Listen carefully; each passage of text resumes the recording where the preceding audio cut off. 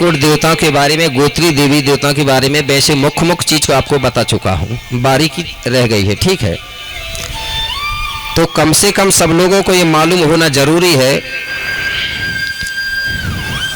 अगर कोई पूछे कि तुम्हारे देव कितने हैं, तो कम से कम आप इतना तो बता सके कि हम 5 वाले हैं या 6 वाले हैं। ये तो मालूम हो गया ना, कल लिखे हैं कि नहीं लिखे हैं? सबने लिखे हैं। अब किसी ने पूछा है कि आपके देव कितने हैं, आपने बोल दिया 7। अगर वो कहने लगा कि 7 देवों के नाम बताना, तो बता दोगे अब सब लोग? कौन कौन बता सकता, जरा हाथ उठाना अपने अपने देवों के नाम। ऐसे में काम नहीं चलेगा, पूरा गड़बड़ हो रहा है।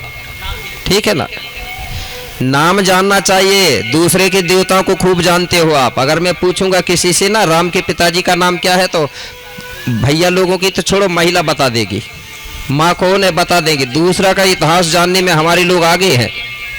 ठीक है, चलो दूसरे का भी जानना चाहिए, लेकिन हमारा भी जानना चाहिए। तो 7 देवों के नाम याद होना चाहिए आपको, सब लिख लेना। जिसको मालूम नहीं होगा, जिसने नहीं लिखा, तो जो लिखे हैं उनसे लिख लेना। और 5 भूमिकाओं के भी नाम याद होना चाहिए। 5 भूमिका है, उनमें से भूमिका का भी बंटवारा है, किसी का नारायण सूर, किसी का कोलासूर, ये भी याद होना चाहिए। इसके बाद मैंने आपको गढ़ के बारे में बताया था ना। गढ़ 3 देव वालों का गढ़ कौन सा है? धमदागढ़।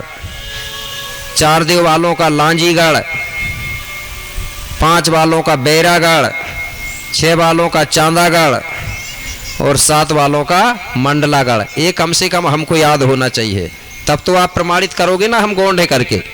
कैसे करोगे? और हमारी वंशावली भी पता होना चाहिए कि हम नागवंशी हैं कि चंद्रवंशी हैं कि सूर्यवंशी हैं, क्या है। इसके साथ रंग नहीं बताया शायद मैंने। ये जो झंडा में रंग दिया है ना, ये देवों के अनुसार है। अगर कोई पूछे तुमको देवों के अनुसार कौन सा रंग मिला है, गमछा तो सभी पीले डाल सकते हैं, ठीक है, सभी डालना चाहिए पीले, लेकिन कोई पूछे तब के लिए जरूरी है। ये देवों में पहचान होती है। हमारी जो देव गादी होती है उसमें ए रंग का कपड़ा लगता है अपने अपने देवों के अनुसार। तो एक देवधारियों का रंग ऊपर है, 3 देव वालों का ये तीसरा नंबर का है। ठीक है ना, कौन सा है? जामुनी। इस प्रकार ये सभी देवधारियों का रंग यहाँ पर सम्मिलित है झंडे में, 1 से लेकर 7 देवधारियों तक का। और जो भूमिका है उनका सफेद रंग है। ठीक है ना, ये चीज याद रखना, मेन चीज यही है। उसके बाद में ढेर सारे देवताओं की उत्पत्ति हो गई है, लेकिन मैं मुख्य चीज बता रहा हूं जिससे हमारी व्यवस्था बनी हुई है। रिश्ता नाता बना है, नाना नानी, काका काकी, मामा मामी, चाचा चाची, ये यहीं से बनता है। सबसे पहले यही व्यवस्था बनी। इसके बाद में कुछ दिनों के बाद में फिर गांव के देवताओं का निर्माण हुआ है। ये व्यवस्था जब बनी थी, गोत्री व्यवस्था, उस समय गांव के देवी देवता भी नहीं थे। सिर्फ देवता कौन थे? 33 कोट देवता थे। कोपार लिंगो बाबा, जंगोदाई, कली कंकाली दाई, शंभू बाबा और गौरादाई, ये इतना ही थे। और ये देवता गोत्री। इसके बाद में फिर देवी देवता की उत्पत्ति ग्राम में हुई। तो जो हमारे गांव में है ना, मुठुआ बाबा, पटेल बाबा, ठाकुर बाबा, खीड़ो दाई, शीतला दाई, महामाता, महामाई, ये बोलते हैं ना, ये इनके बाद में हुई इनकी। तो मैं वही गाथा आपको बताने जा रहा हूं। सभी लोग बड़े ध्यान से सुनेंगे और डायरी लाए होंगे तो नोट भी करते जाएंगे। ठीक है ना, क्योंकि नोट करने से याद ज्यादा रहता है। ठीक है, तो गुरु विक्रम देव गोंड राजा बीरसा हत्राम जी को यही खीरो खूंट की गाथा सुनाते हुए बोले, क्या बोले? गुरु विक्रम बोले हैं बानी,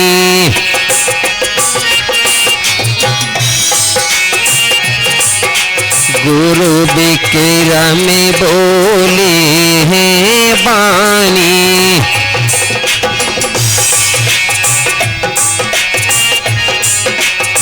बीरसा है सुनो सकल कहानी,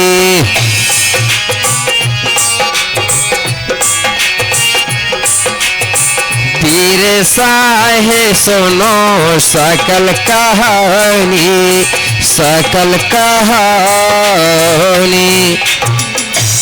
गुरु विक्रमदेव कहने लगे, राजा बहुत पुरानी बात है।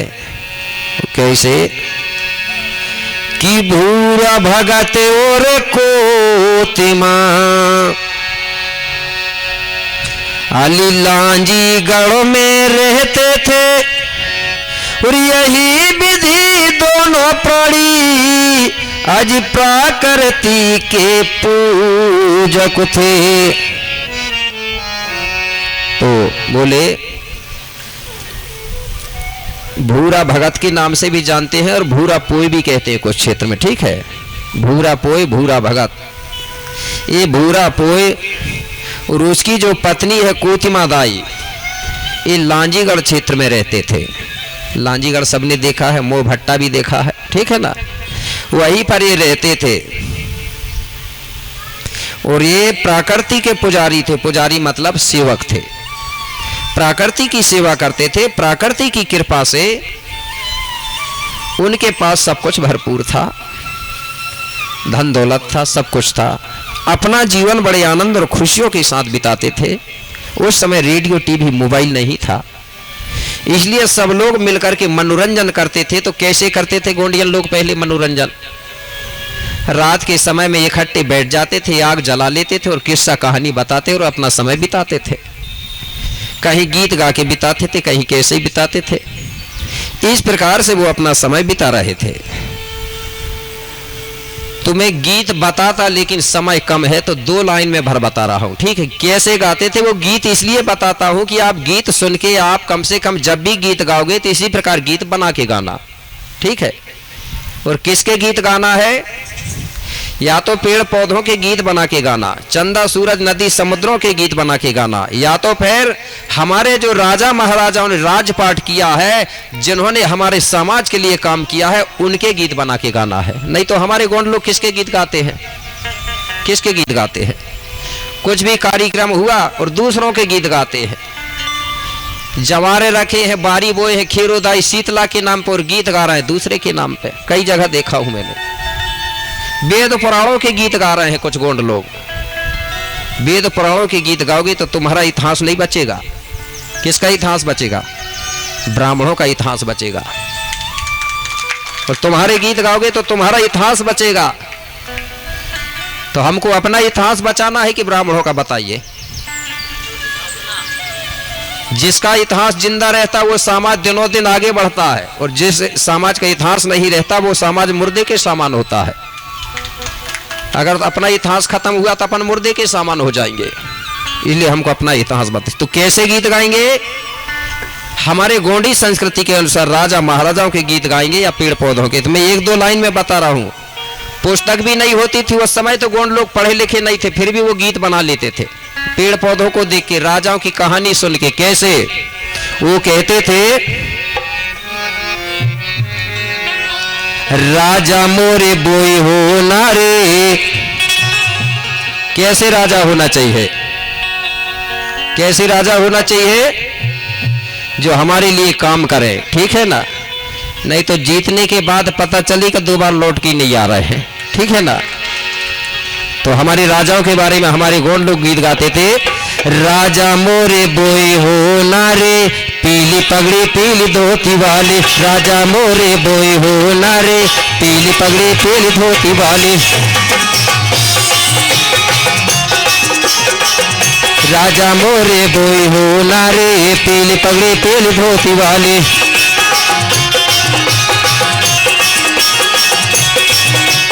पीली पगड़ी पीली धोती वाले, ये पीली पगड़ी पीली धोती वाले। राजा मोरे बोई हो ना रे, पीली पगड़ी पीली धोती वाले। राजा मोरे बोई हो ना रे, पीली पगड़ी पीली धोती वाले।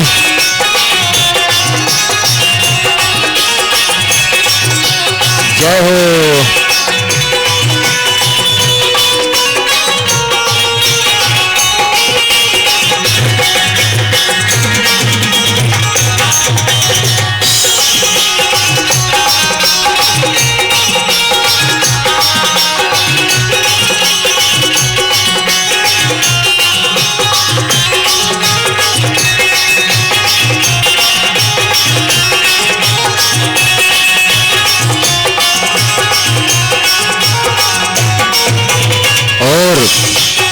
हमारे राजाओं ने क्या किया, चुने चुने पत्थर महल बनाए,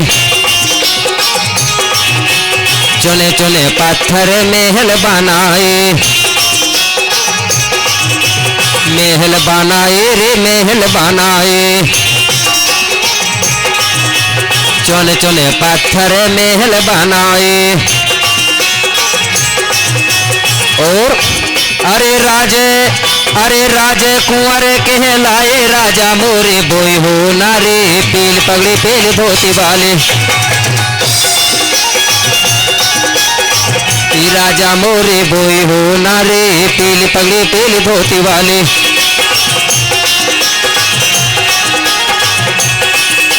पीली पगड़ी पीली धोती वाले, ये पीली पगड़ी पीली धोती वाले, राजा मोरे बोई हो नारे, पीली पगड़ी पीली धोती वाले,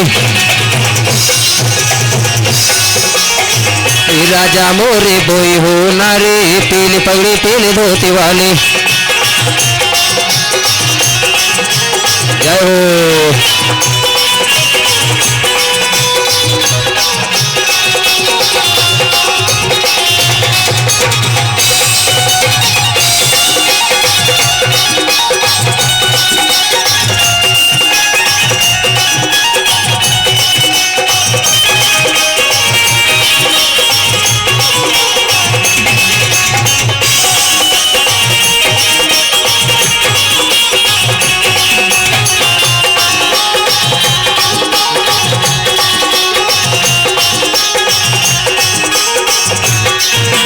और धरती माँ के पुत्र प्यारे, धरती माँ के पुत्र प्यारे, पुत्र प्यारे, हाँ पुत्र प्यारे, धरती माँ के पुत्र प्यारे।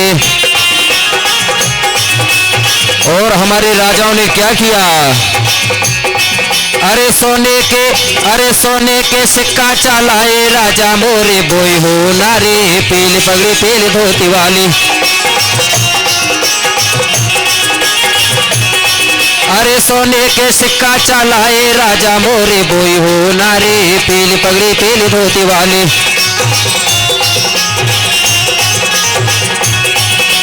पीली पगड़ी पीली धोती वाले,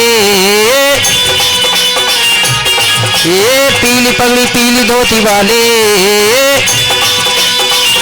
राजा मोरे बोई हो नारे, पीली पगड़ी पीली धोती वाले,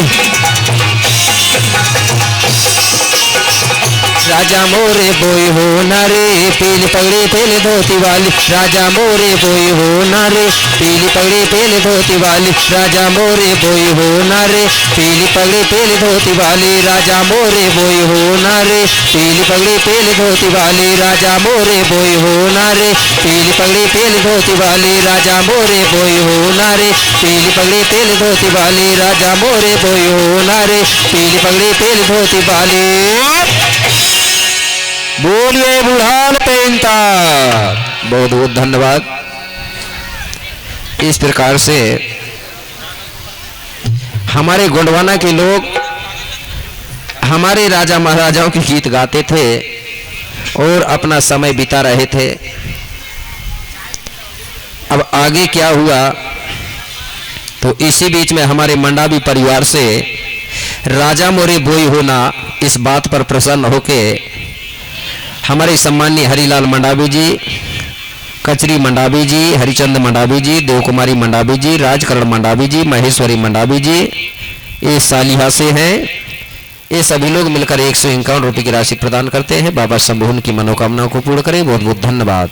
हाँ, तो इस प्रकार से गीत गाते थे और समय बिता रहे थे।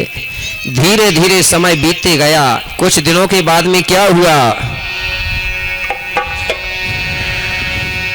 अरे कछु दिन बाद कोते माँ दाई मेरे भाई, कुछ दिनों के बाद में जो कोतिमा दाई है उसने क्या किया, अरे समय समय से बच्चों को जाए, समय समय से बच्चों को जाए, समय समय से कोतिमा बाई ने अपनी कूख से सुंदर मतलब अपनी कूख से बेटा और बेटियों को जन्म दिया, जिनमें लड़की 5-7 थे भाई। मेरे भाई, कोतिमा बाई ने अपने कूख से जब बच्चों को जन्म दिया, जिनमें लड़कियां थी 5 और 7 भाई थे। कैसे? लड़की 5-7 थे भाई, लड़की 5-7 थे भाई, 7 थे भाई भैया।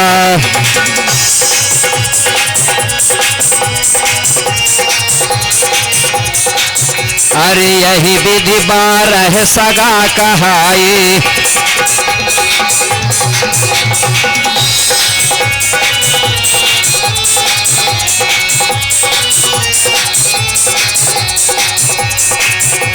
लड़की 5-7 थे भाई, 7 थे भाई। अरे यही विधि 12 सगा कहाए, यही विधि 12 सगा कहाए, यही विधि 12 सगा कहाए। कुछ दिनों के बाद में कोतिमा बाई ने अपनी कूख से 12 बच्चों को जन्म दिया। कितने? 12। तो 12 बच्चों में से 5 लड़की थी और 7 लड़का थे। इस प्रकार से भाई बहन मिलकर 12 हुए। कितने हुए? 12। यही जो 12 बच्चे हैं, आगे चल करके सबसे पहले हमारे ग्राम के देवता बनते हैं। कितने देवता बनते हैं? सबसे पहले 12। इसलिए हमारे भूमिका बैगा एक मंत्र पढ़ते थे, याद होगा, इन्हीं के नाम से एक मंत्र बोलते थे। कैसे बोलते थे? 12 खेड़ो 12 नगरी 12 पनघट 12 मुठुआओं को सुमरो माई टोना करके बोलते थे। ये 12 चीज के नाम से। ठीक है। तो जो लड़की है वो 5 है, भाई है 7। अगर जिसको लिखना है तो 12 ही लड़कों के नाम लिख लो, 12 ही लड़का लड़कियों के नाम, क्योंकि ये देवता बनते हैं आगे चल के। तो लड़की है 5, 5 लड़की के नाम बता रहा हूं, जिसको लिखना तो नोट कर लेंगे। पंडरी दाई, क्या नाम था? पंडरी दाई। इसके बाद में पुंगुर दाई, पुंगुर।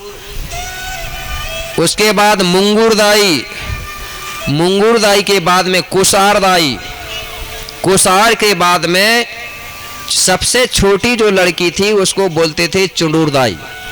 चुंडूर यानी होता है गोंडी में छोटी।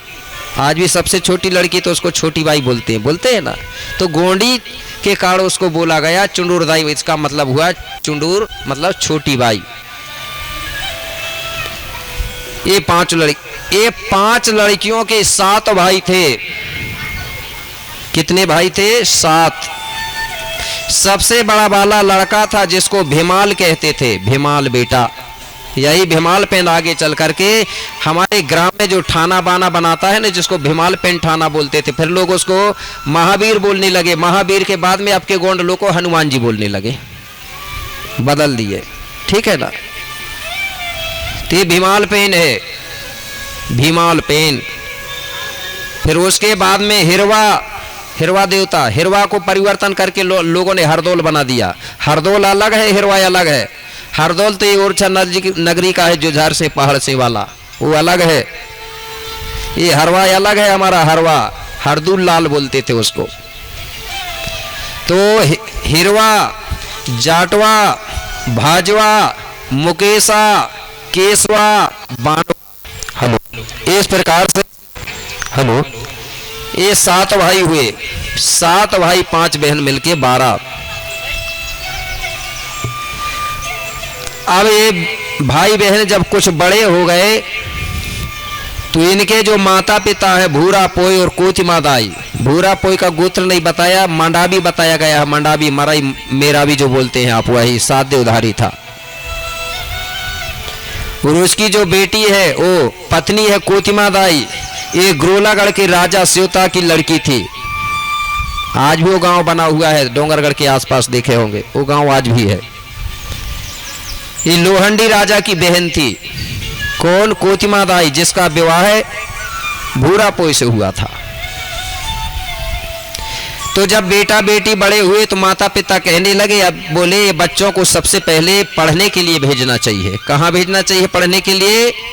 गोठुल। उस समय स्कूल नहीं बोलते थे, कॉलेज नहीं बोलते थे, गोठुल बोलते थे, जहां से शिक्षा दिया जाता था। तो इस प्रकार से मेरे भाई, ठीक है ना, कोई दिक्कत नहीं है, दिक्कत करेगा तब देखेंगे। तो गोठुल बोलते थे। तो उस समय जो पढ़ाने वाले जो गुरु होते थे उनको भूमिका बोलते थे। तो कौन पढ़ाता था?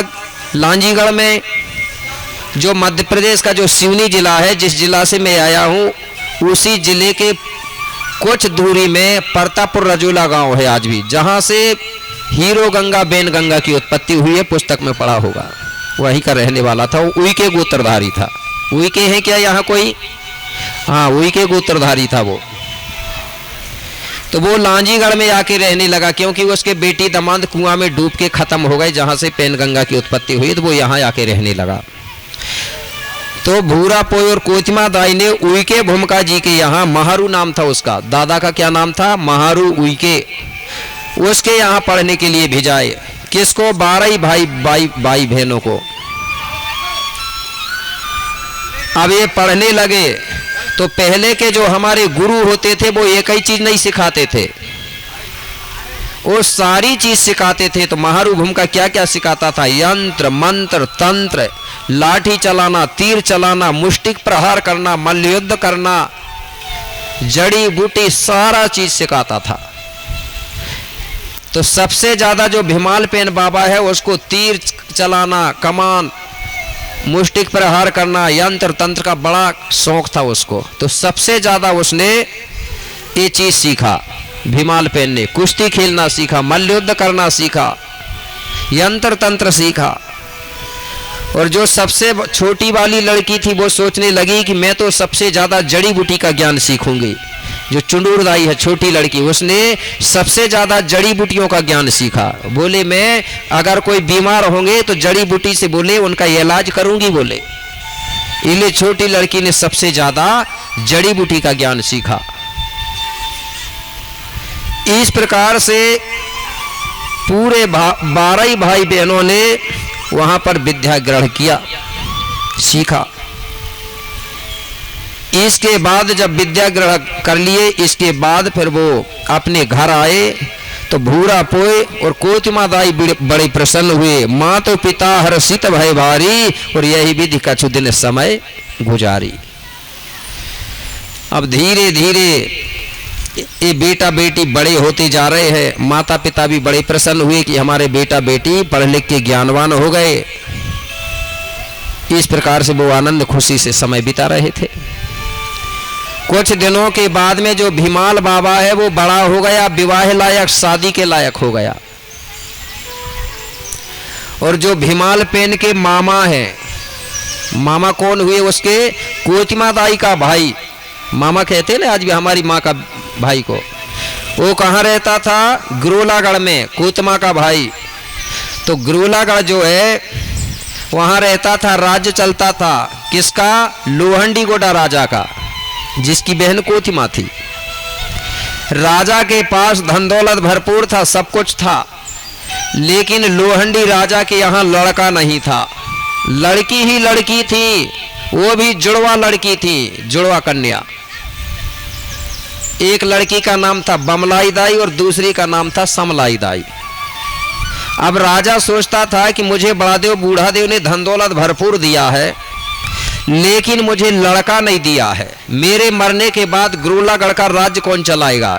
ये लड़की तो पराई होती है, ये तो दूसरे के घर चली जाएंगी, मेरा राज्य कैसे चलेगा? इस प्रकार से वो राजा चिंतित रहता था, दुखी रहता था। और आज भी बात सही है, अगर धन दौलत है और उसका अगर लड़का नहीं रहे तो वो भी बड़ा चिंता में रहता है ना। तो एक दिन राजा गांव के लोगों के साथ बैठा हुआ था और यही चर्चा कर रहा था। बोले मुझे बड़ा देव ने सब कुछ दिया है लेकिन लड़का नहीं दिया है, मेरे बाद में मेरा राज्य कैसे चलेगा? तो गांव के लोग कहने लगे, बोले महाराज तुम इतनी चिंता क्यों कर रहे हो? अरे बोले चिंता की बात है। बोले कैसे? बोले लड़का नहीं है इसलिए मुझे चिंता है। बोले महाराज जिसका लड़का भी नहीं रहता फिर भी वो अपना राज्य चला सकता है। बोले कैसे चलाएगा? बोले लड़की तो दूसरे के घर चली जाएंगी। अरे बोले महाराज तुम्हारी 2 लड़की है ना, बमलाई और समलाई।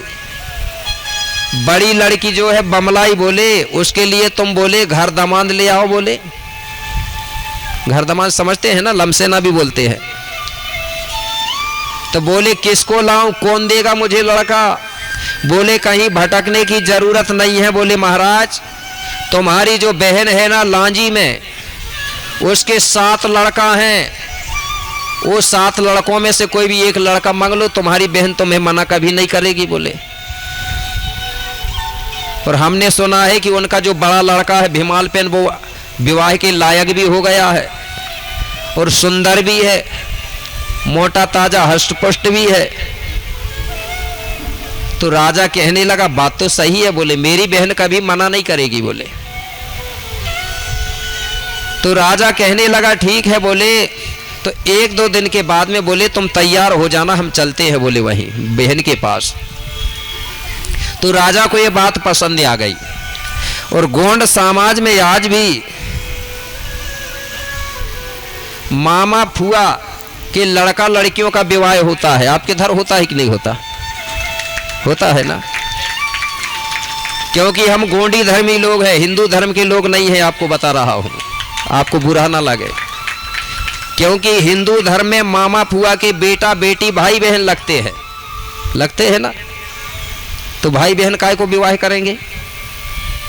और गोंडी धर्म में मामा फुआ के लड़का भाई बहन नहीं होते, एक दूसरे से हंसी मजाक करते हैं कि नहीं करते? तो बताइए, अब हिंदू धर्मी लोग हो, आपका गोंडी धर्मी लोग हो। गोंडी धर्मी है ना, फिर कई गोंडई लोग कहने लगे कभी कभी हम सब हिंदू हैं करके। मुझे वो भी समझ नहीं आता।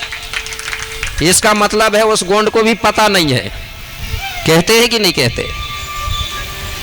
मैंने 2-4 दिन से बता रहा हूं, हिंदू धर्म और गोंडी धर्म में जमीन और आसमान का फर्क है। ठीक है ना? तो राजा कहने लगा, बोले ठीक है 2-4 दिन के बाद में हम चलते हैं। तो 2-4 दिन के बाद में एक दिन राजा तैयार हो गया गांव के लोगों को लेके।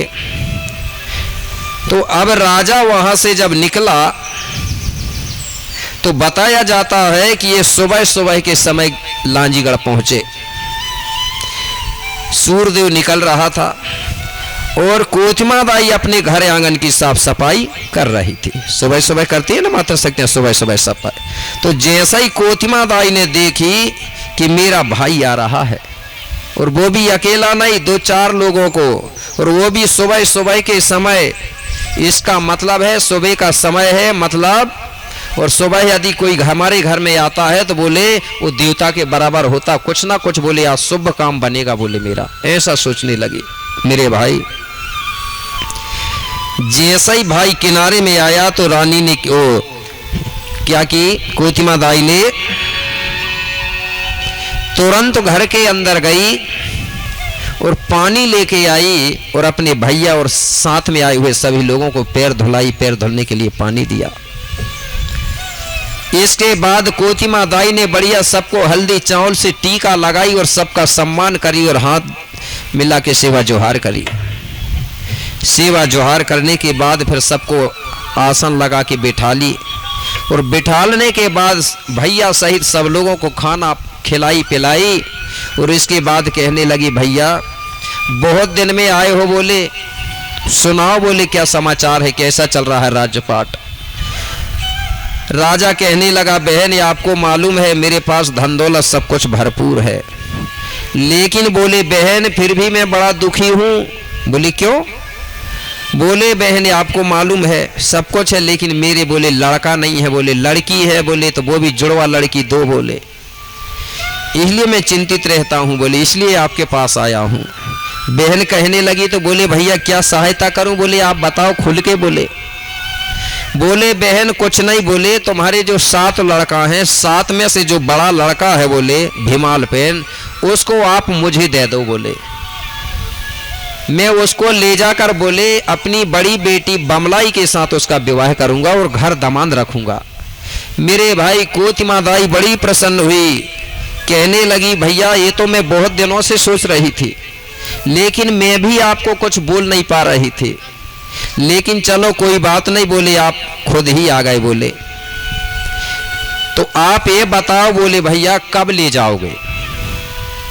राजा कहने लगा बहन मैं तो सोच रहा था कि 2 4 5 लोग साथ में आ ही गए हैं, अगर आज ही ले जा लेता तो अच्छा रहता, क्योंकि 1-2 साल घर में रहेगा, भीमाल पेन काम धाम करवाएगा, 1-2 साल के बाद में विवाह कर देंगे। बोले तो बोले ठीक है मैं तैयार हूँ। बोले और हमारे समाज में ऐसा होता ही है, अगर कोई घर दामाद लाता है ना तो 1-2 साल पहले लाता है, 1-2 साल वो रहता है, उसके बाद में विवाह होता है। तुरंत लाए और 2-4 दिन में या 1-2 महीना के अंदर शादी नहीं करते। क्यों नहीं करते, इसका भी कारण था। हमारे गोंड लोग भली अनपढ़ थे लेकिन बहुत दिमाग था, ज्ञान था उनके पास। वो देखते थे 1-2 साल कि ये लड़का अच्छा है कि नहीं है, 1-2 साल उसकी जानकारी लेते थे कि दारू तो नहीं पीता, गांजा तो नहीं पीता, जुआ सट्टा तो नहीं खेलता, काम अच्छा करता है कि नहीं करता। अगर ये गड़बड़ हुआ तो उसको भगा देते थे, फिर दूसरा लाते थे। और तुरंत लाओ और शादी कर दोगे ना तो धोखा हो जाएगा, 1-2 महीना तो वो नहीं पिएगा, ठीक है ना। ये सारी चीज देखते थे वो, तब विवाह करते थे। तो कोतिमा दाई तैयार हो गई, गांव के लोगों को खबर दिया, बोले गांव के लोगों को बुला लूं, उनको भी तो बता दूं। बोले तो कोतिमा दाई ने तुरंत अपने गांव के लोगों को बुलाई और सब गांव के लोग आए और सब एक साथ बैठे। तब भूरा भगत और कोतिमा दाई ने गांव के लोगों के बीच में बात रखा। तो गांव के लोग कहने लगे, बोले लड़का लड़की बेटा बेटी के माता पिता तुम सब लोग तैयार हो, तुमको पसंद है। बोले तो हम सबको भी पसंद है। बोले वो भी तैयार हो गए। अब कहने लगे वो भीमाल पेन को तो बुलाओ, बोले उससे भी तो पूछ लो। भीमाल पेन को बुलाया गया। भीमाल पेन से कोतिमा दाई कहने लगी बेटा भीमाल पेन ये तुम्हारे मामा जी हैं, तुमको लेने आए हैं। बोले क्यों। बोले उनकी जो बड़ी बेटी है ना बमलाई, उसके लिए तुमको घर दामाद रखना चाहते हैं, वो उसके साथ तुम्हारा विवाह करेंगे। भीमाल पेन को याद आ गई पढ़ते समय की बात, क्योंकि भीमाल पेन ने अपने गुरु महारू उइके जी के आगे एक संकल्प कर लिया था पढ़ते समय कि मैं आजीवन कुंवारा रहूंगा, विवाह कभी नहीं करवाऊंगा। ये संकल्प उसने गुरु के आगे कर लिया था। और इधर उसकी माँ कहने लगी बेटा तुझे मामा के घर जाना है और वहाँ बमलाई के साथ तेरा विवाह होगा। ऐसा करके जब बताई तो भीमाल पेन को वो गुरु की याद आई। तो अरे बोले मैंने गुरु के आगे तो संकल्प कर लिया हूँ कि आजीवन कुंवारा रहूंगा, और इधर मेरी माँ और मेरे पिता कह रहे हैं कि बोले विवाह करना है। अब समस्या में पड़ गया वो, अब करूँ तो क्या करूँ। अगर मैं माता पिता की बात मानता हूँ तो गुरु के आगे जो संकल्प किया हूँ आजीवन कुंवारा का, वो मेरा संकल्प टूटता है। और अगर विवाह नहीं करूंगा तो मेरे माता पिता जो आदेश दे रहे हैं, वचन दे रहे हैं, वो वचन खत्म होता है। दोनों तरफ से फंस गया वो। लेकिन सोचने लगा कि अब क्या करूं, अभी तो माता पिता की ही आज्ञा मान लेना चाहिए। तो भीमाल पेन तैयार हो गया, बोले ठीक है मैं जाने के लिए तैयार हूं। अब गांव के पूरे लोग भीमाल पेन को विदा करते हैं और भूरा भगत और कोतिमा दाई और राजा भीमाल पेन को लेकर के यहाँ से जाता है तो विदा करते हैं। तो हमारी गोंडी संस्कृति में ऐसी संस्कृति है, अगर बच्चा का भी जन्म होता है तो आदमी गाते हैं ना गीत, विवाह होते हैं तो गाते हैं, और अगर कोई खत्म भी हो जाए और उसका काम होता है तो वहां भी गोंड लोग गाते हैं ना। तो यहाँ विदा हो रहा है, विदा होते समय दुखी होना चाहिए ना, लेकिन फिर भी हमारे लोग विदा देते हैं तो गीत गाते हुए करते हैं। तो कैसे गीत गा रहे हैं भीमाल पेन की विदा में, 1-2 लाइन में आपको बता रहा हूँ। विदा के समय में गीत कहीं कहीं आज भी गाया जाता है, वो धुन है मात्र। कैसे। अब भीमाल पेन माता पिता के चरणों में सेवा जोहार करता है और विदा लेता है। कैसे। माँ तो पिता की आज्ञा पाके अरे भीमलो भय तैयार, मातो पिता की आज्ञा पाके भीम लो भय तैयार। अरे मामा के घर जावन हेतु छोड़ रहे रे परिवार।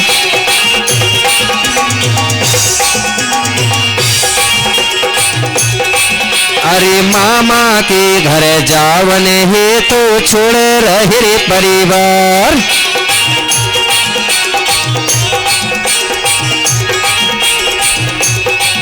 अरे मातो पिता की आज्ञा पाके भीम लो भय तैयार।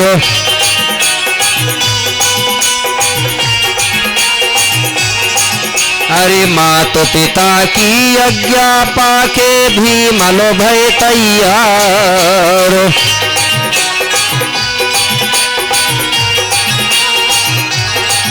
अरे मामा के घर जावन हेतु छोड़ रहे रे परिवार।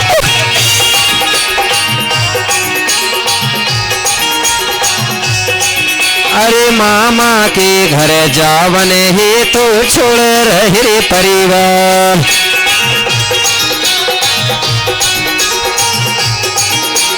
जय हो।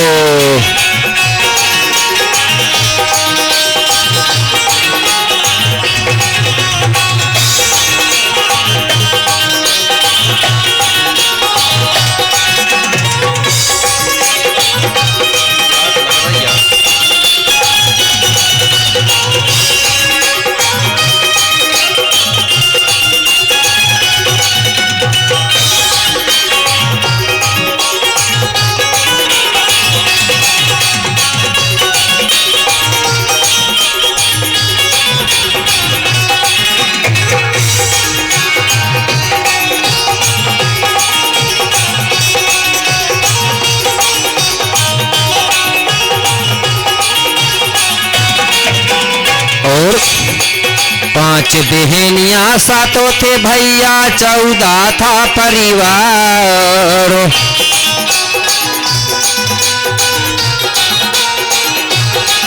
अरे पांच बहनियां सातों थे भैया 14 था परिवार।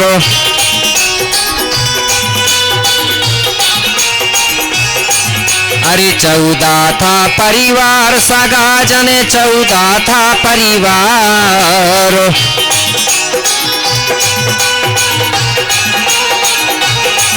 अरे पांच बहनियां सातों थे भैया 14 था परिवार।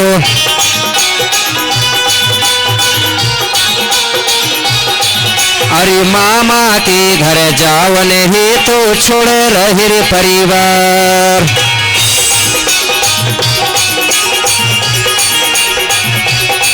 अरे मामा के घर जावन हेतु छोड़ रहे रे परिवार।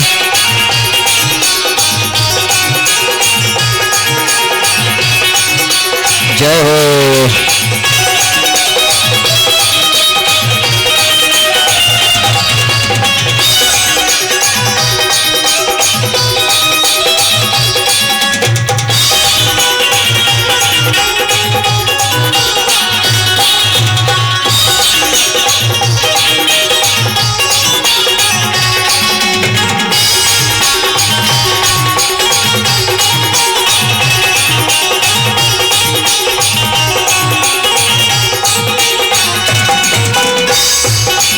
अरे मातो पिता की आज्ञा पाके भीम लो भय तैयार।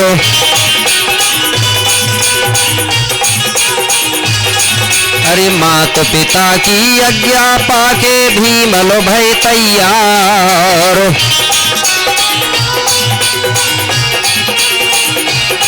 अरे मामा के घर जावन हेतु छोड़ रहे रे परिवार।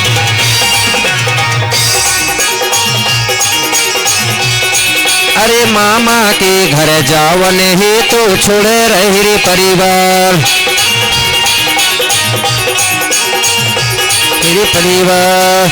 अरे मामा के घर जावन हेतु छोड़ रहे रे परिवार। अरे मामा के घर जावन ही तो छोड़े रहिर परिवार। अरे मामा के घर जावन ही तो छोड़े रहिर परिवार। अरे मामा के घर जावन ही तो छोड़े रहिर परिवार। अरे मामा के घर जावन ही तो छोड़े रहिर परिवार। बोलिए भीमान पेन था। इस प्रकार से गांव के लोगों ने भीमाल पेन की विदा कर दिया। अब भीमाल पेन अपने मामा जी राजा लोहंडी के साथ चलते हुए गिरोलागढ़ पहुंचे। जैसे ही गिरोलागढ़ पहुंचा भीमाल पेन, तो बमलाई समलाई ने जैसे ही भीमाल पेन को देखी तो बताया जाता है कि भीमाल पेन बड़ा सुंदर था। भीमाल पेन की सुंदरता को देखकर दोनों बहनें आकर्षित हो गईं, मोहित हो गईं। बड़ी बहन को तो ये मालूम था बमलाई की कि ये पिताजी ने मेरे लिए लाया है, और ये छोटी बहन को भी मालूम था कि बड़ी बहन के लिए पिताजी ने लाया है। लेकिन मन ही मन छोटी बहन जो है वो मन ही मन में सोचने लगी कि ये भीमाल पेन का विवाह मेरे साथ होना था। इस प्रकार से छोटी बहन समलाई सोच रही है, लेकिन बोली क्या करूं। एक दो दिन के बाद में हुआ क्या,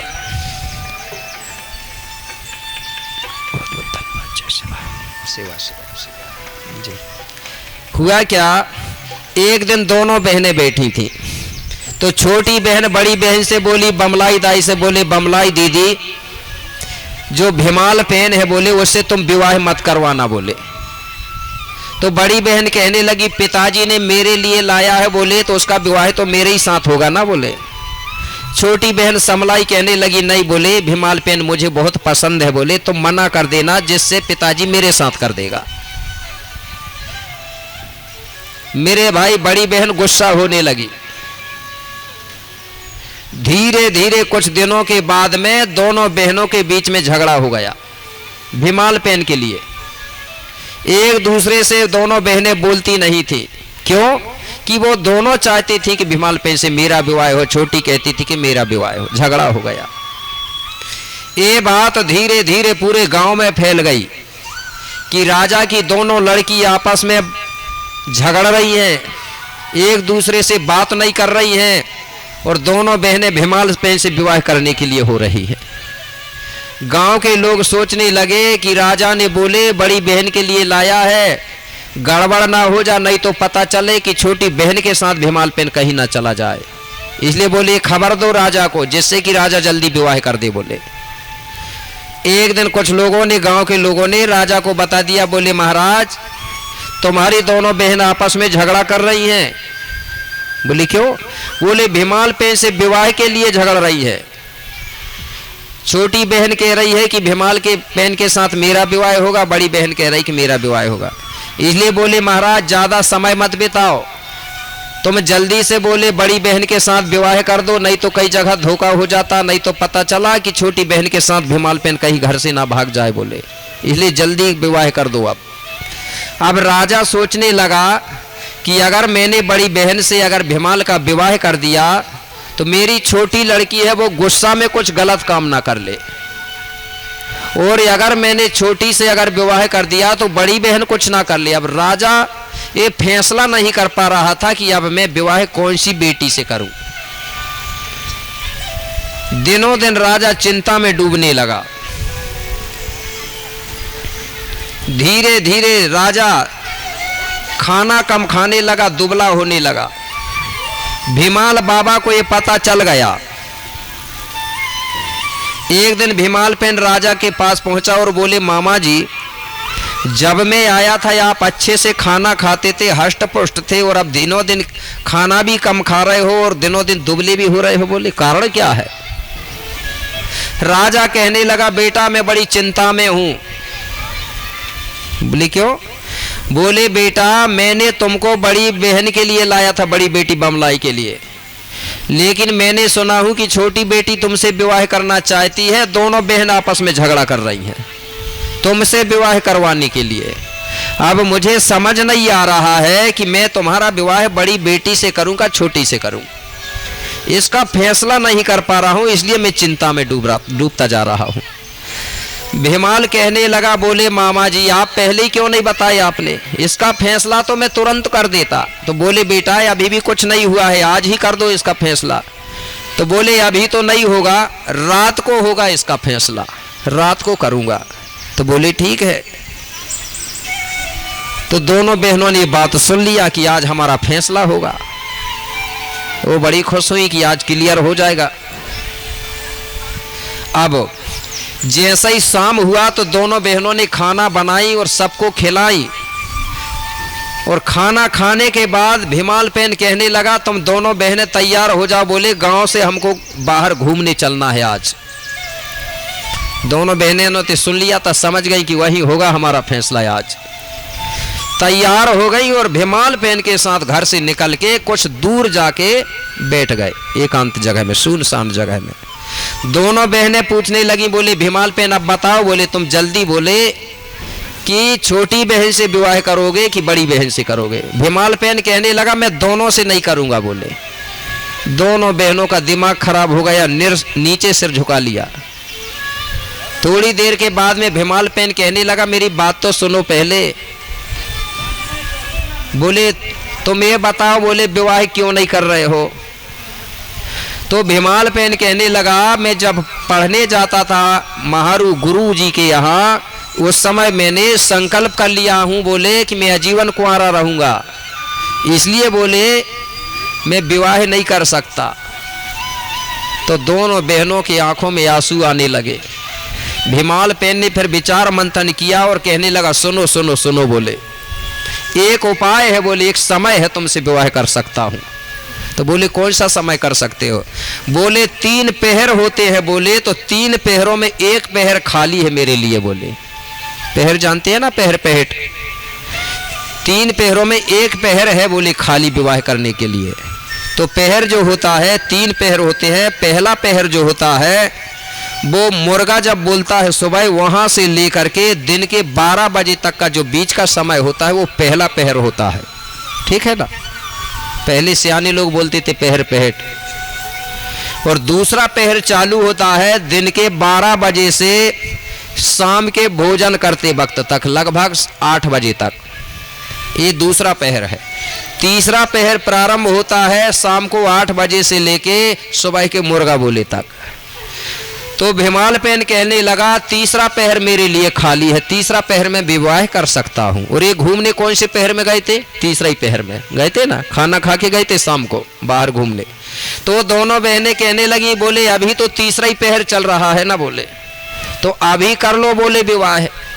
तो बोले ठीक है मैं तैयार हूँ, बोले लेकिन मेरी एक शर्त है, बोले उस शर्त को आप मानोगी तो मैं विवाह कर सकता हूँ। बोले कौन सी शर्त। सबसे पहले बोले मैं यहाँ से अपने माता पिता के दर्शन करने जाऊंगा, अपने माता पिता से आशीर्वाद लूंगा। उसके बाद मैं अपने गुरु के दर्शन करने जाऊंगा और गुरु से आशीर्वाद लूंगा। और गुरु से आशीर्वाद लेने के बाद फिर मैं हमारा देवठाना जाऊंगा, बूढ़ा देव का स्थान। जब मैं तीनों से आशीर्वाद ले लूं तो तुम क्या करना, दोनों बहन तुम मेरे पीछे पीछे आना। जैसे ही तीनों के दर्शन हो जाएंगे तो तुम दोनों बहनों में से जो भी बहन सबसे पहले मेरा हाथ पकड़ लेगी उसी से मेरा विवाह पक्का हो जाएगा, ये मेरी शर्त है, बोले। और मुर्गा नहीं बोलना चाहिए, मुर्गा बोलने के पहले होना चाहिए। तो तुम बोले दोनों पीछे पीछे आना, जैसा ही तीनों के दर्शन कर लूं और तुम जल्दी से दोनों में से जो भी मेरे हाथ पहले पकड़ेगा उसी से मेरा विवाह पक्का है, ये मेरी शर्त है। तो बोले आप तैयार हो ये शर्त मानने के लिए। तो दोनों बहनें कहने लगी ठीक, बोले हम तैयार हैं, तुम देर मत करो, बोले जल्दी निकलो। तो बहुत हम पीछे पीछे आ रही हैं, बोले। मेरे भाई भीमाल पेन निकल पड़ा, उसके पीछे से दोनों बहनें। तो भीमाल पेन चलते चलते अपने माता पिता के पास पहुंचा और उनके दर्शन किया, आशीर्वाद लिया। इसके बाद वो गुरु के दर्शन करने को निकला और पीछे पीछे दोनों बहनें चल रही हैं। गुरु के दर्शन करके अपना बूढ़ा देव ठाना का दर्शन, बूढ़ा देव का दर्शन करने को निकला। तो बताया गया है जो मंडावी परिवार का था, ठीक है ना, तो मंडावी परिवारों का जो बूढ़ा देव है अब सभी लोग जाने लगे, लेकिन पहले मराबियों का माना जाता था। जो डोंगरगढ़ के नीचे जो आज मंदिर बन गया, पहले मंदिर नहीं था, ठीक है ना, है ना, बूढ़ा देव का थाना देखे है ना, वही बूढ़ा देव थाना है जो मंडावी परिवार का। वह उसी थाना के तरफ जाने लगा। दोनों बहनें पीछे पीछे चल रही हैं। भीमालपेन तो खिलाड़ी आदमी था, तलवार चलाना जानता था, हष्ट पुष्ट था, मल्ल युद्ध सब करता था, योग व्यायाम करने वाला आदमी। उसको चलने में कोई दिक्कत नहीं हुई। लेकिन दोनों बहनों ने कभी इतना पैदल नहीं चला था, क्योंकि ये राजा की लड़की थी। अब दोनों बहनें चलते चलते थक गई, एक दूसरे से चर्चा कर रही है। बोले दीदी मैं तो थक गई, बोले चलते चलते। एक कहती है कि मेरे तो चलते चलते पैरों में फूलन आ रहा, सूझ रहे हैं, बोले। अब दोनों मजाक करते हुए भी जा रही है। बोले अगर दामाद बनाना है, दूल्हा को बनाना है, बोले तो चाहे पैर फूल जाए चाहे टूट जाए, बोले कई तो जान भी दे दे थे, बोले हमारे तो पैर ही फूल रहे हैं ना, दर्द ही दे रहे हैं, कई मर गई, बोले। अब धीरे धीरे हिम्मत करके चलते जा रही है। अब जो भीमालपेन है वो बूढ़ा देव का थाना पहुंचा, डोंगरगढ़ के पास। बूढ़ा देव का दर्शन किया। दर्शन करने के बाद वो नागपुर के तरफ निकलने लगा और ये दोनों बहनें वहां पहुंची। दोनों बहनें कहने लगी हम भीमालपेन की, बोले पत्नी बनने जा रही हैं और ये उन्हीं का देवता है, बोले बूढ़ा देव। तो उनके बूढ़ा देव से हम भी तो, बोले आशीर्वाद ले ले, क्योंकि उसकी बहू बन रही है, बोले चलो, बोले हम भी दर्शन कर। दोनों बहनें बूढ़ा देव के थाना पहुंची और बूढ़ा देव का दर्शन किया। हाथ जोड़ के प्रार्थना करने लगी।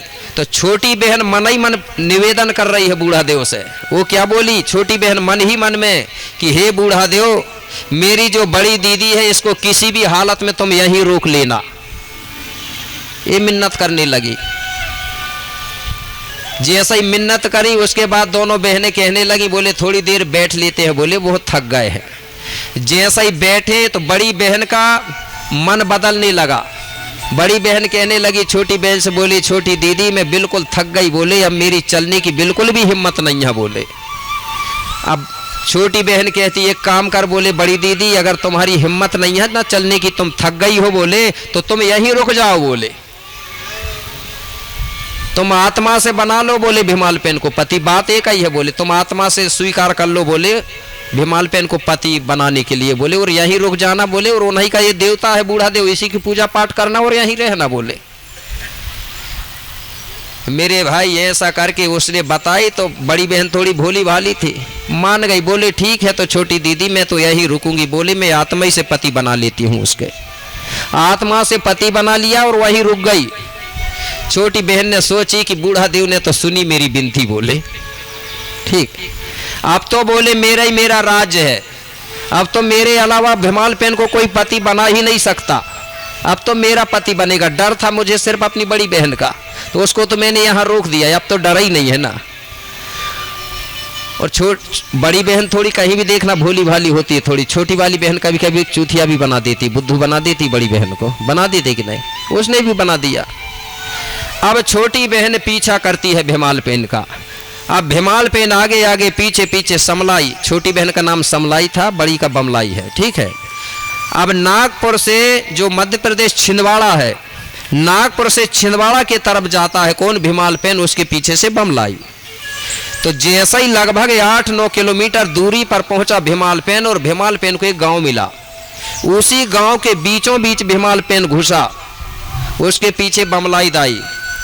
जैसे ही भीमालपेन गांव से फिर बाहर निकलने लगा और बमलाई दाई पहुंच गई गांव के बीचों बीच और लगभग 4 बजने वाले थे और एक मुर्गा ने मेरे भाई बोल दिया। भीमालपेन गांव से बाहर निकल गया, समलाईदाई गांव के बीच में पहुंची और मुर्गा ने बोल दिया कुकड़ू कू करके। जैसे ही मुर्गा की आवाज सुनी तो समलाईदाई को याद आ गई कि भीमालपेन ने बोला था कि मुर्गा ना बोल पाए और मेरे हाथ पकड़ना तब विवाह होगा, और मुर्गा बोल दिया तो विवाह कैंसिल हो जाएगा। मेरे भाई मुर्गा ने बोला तो वो भी सुन के और वो भी वहीं की वहीं रुक गई। बोली अब मेरा विवाह भी कैंसिल हो गया। बोली मैंने बहन को धोखा दे के आई, मैं भी धोखा खा गई। बोले अब तो वो मन ही मन में कहने लगी, आज मैंने मेरी बहन को धोखा दी तो मैं भी धोखा खाई, आज के बाद जो भी छोटी बहन बड़ी बहन को धोखा देगी बोले तो वो भी धोखा खाएगी बोले। इसलिए कोई भी छोटी बहन बड़ी बहन को धोखा मत देना, ठीक है ना। जब बमलाई समलाई तक नहीं बची तो हमारी कोई वो बात नहीं है। तो वो कहाँ रुक गई? उसी गांव में। किस गांव में? उसी गांव में। मुर्गा की आवाज से उस गांव का नाम पड़ा है कोराड़ी, जो गांव आज भी है। क्या नाम है? कोराड़ी। कोराड़ी का हिंदी में अनुवाद होता है मुर्गे की आवाज। ये गोंडी शब्द है कोराड़ी। कोराड़ी का हिंदी में होता है मुर्गे की आवाज, मुर्गे की बाग, जो गांव आज भी है। तो जो कोराड़ी दाई को क्या किया गया है? कोराड़ी दाई को नाम बदल दिया गया है उस गांव में। अब गोंड ना जाने करके, गोंड ना समझ पाए, उस देवी को कोराड़ी नहीं बोल रहे वहां, या समलाई नहीं बोलते, उसको लक्ष्मी जी के रूप में माना जा रहा है। लक्ष्मी में परिवर्तन किया गया है। और जो बड़ी बहन है जो डोंगरगढ़ में रुकी बमलाई दाई, बमलाई दाई का भी नाम बदल करके बमलेश्वरी किया गया है। कह रहे हैं ना बमलेश्वरी, ये बमलेश्वरी का असली नाम है बमलाई दाई।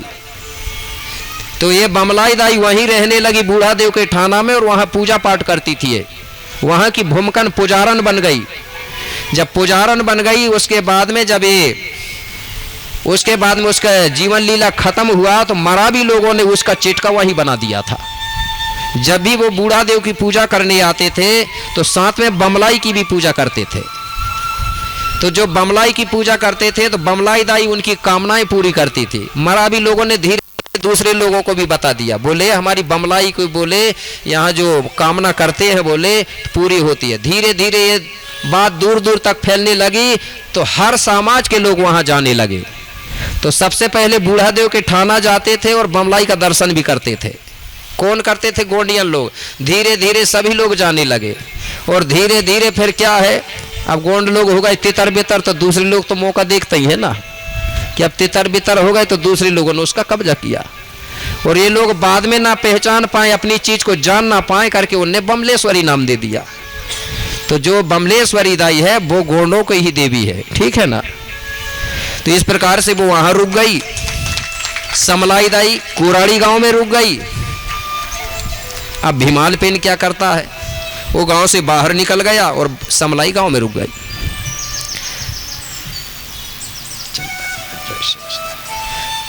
बोलिए बुढ़ाल पेनता बूढ़ी माईना। तो मुर्गे की आवाज से उस गांव का नाम कोराड़ी पड़ा। तो मैंने यहां पर एक गीत बनाया था। मुर्गा जो है, मुर्गा को बताते थे हमारे आजा पराजा पुरखा लोग बोलते थे, जिस समय घड़ी नहीं चलती थी उस समय मुर्गा ही हमारा समय बताने वाला था। तो मुर्गा को गोंडवाना का कोटवार बनाया गया था, बोलते हैं गोंडवाना को कोटवार था मुर्गा। एक दांतिक कहानी चलती थी ना, तो उस समय इस देश को गोंडवाना लैंड कहते थे, और गोंडवाना लैंड का पहला कोटवार मुर्गा है। जगाने का काम करता है ना, लेकिन जो जगाता है उसी को हलाल करते हैं कि नहीं लोग। ये आदत हो गई है, चाहे वो सामाजिक काम समाज का आदमी हो, मतलब जो जगाता है उसको जरूर हलाल करने को सोचते हैं। तो मेरे भाई ऐसा नहीं करना है जगाने वाले के लिए, ठीक है ना। तो मुर्गा कोई भी समाज के यहाँ रहे, क्योंकि मुर्गा ये जानता है कि गोंडवाना में रहने वाला चाहे एससी का आदमी हो, चाहे ओबीसी हो, चाहे एसटी हो, सब गोंडवाना के मूल निवासी हैं, है ना।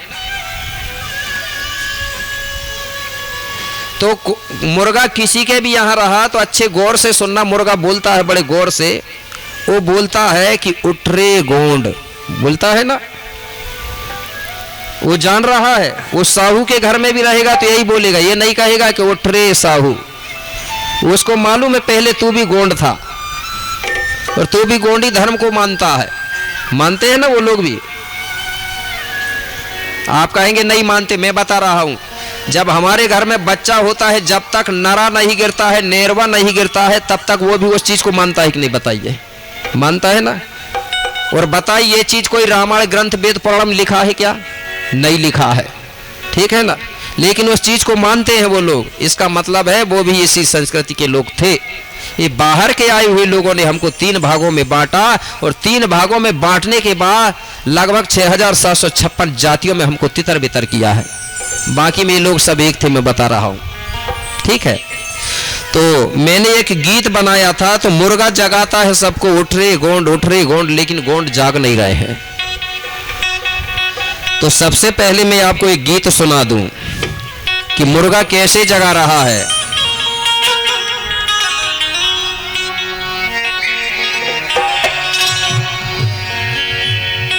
कि सुबह सुबह मुर्गा बोले कि जागोरी सगा समाजो और ये